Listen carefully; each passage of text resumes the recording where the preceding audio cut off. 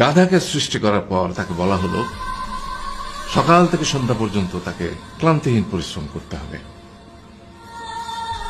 সারা জীবন তাকে পিঠে ভারী বোঝা বইতে হবে, খেতে পাবে শুধু ঘাস, আর তার মাথায় কোনো বুদ্ধি থাকবে না। তার আয়ু হবে 50 বছর। গাধা করজোড়ে সৃষ্টিকর্তাকে বলল, আমি এত বছর বাঁচতে চাই না, আমাকে 20 বছর আয়ু দেওয়া হোক।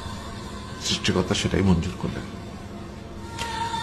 কুকুরকে যখন সৃষ্টি করা হলো তখন তাকে বলা হলো যে সে হবে মানুষের সবচেয়ে বড় বন্ধু, কিন্তু সে খাবে মানুষের উচ্ছিষ্ট, এবং তার আয়ু হবে 30 বছর। কুকুর সৃষ্টিকর্তাকে বলল, আমি এত বছর বাঁচতে চাই না, আমাকে 15 বছর আয়ু দেওয়া হোক। সেটাই মঞ্জুর করা হলো।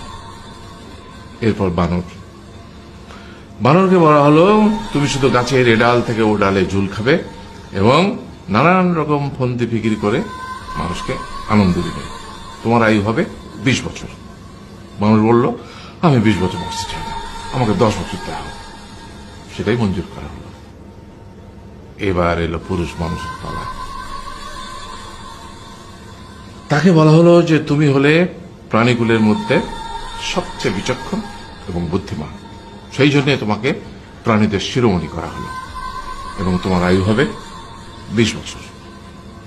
তখন পুরুষ মানুষ বলল, করজোড়ে বলল সৃষ্টিকর্তাকে যে 20 বছর আয়ু অত্যন্ত কম, হে প্রভু, আমাকে ওই গাধার সে যে 30 বছর আয়ু চায়নি সেটা আমাকে দেয়া হোক, ওই যে কুকুর 15 বছর ফিরিয়ে দিয়েছিল সেটাও আমাকে দেয়া হোক, আর যে বানর 10 বছর নেয়নি সেটাও আমাকে দেয়া হোক। 20 বছর অত্যন্ত কম, আমি দীর্ঘদিন বাঁচতে চাই। সৃষ্টিকর্তা সেটাও মঞ্জুর করলেন। তারপর কি হলো? সেই থেকে ছেলেরা পুরুষ মানুষ হিসেবে বাঁচে 20 বছর, তারপরের 30 বছর সংসারের বোঝা পিঠে করে বয়ে বেড়ায়, সেটা কার মতো? গাধার মতো। তারপরের 15 বছর সে তার ছেলে মেয়েরা যা দেয় সেই রকম ঠিক কুকুরের মতো উচ্ছিষ্ট খেয়ে বাঁচে। আর তারপরে বৃদ্ধ বয়সে ঠিক বানরের মতো, যেমন গাছের এডাল থেকে ওডাল ঝুল খায় বানর, তেমনি এই ছেলের বাড়ি থেকে ওই ছেলের বাড়ি, আর নানান রকম ফন্দি ফিকির করে তার নাতি নাতনিদের আনন্দ দেওয়ার চেষ্টা করে।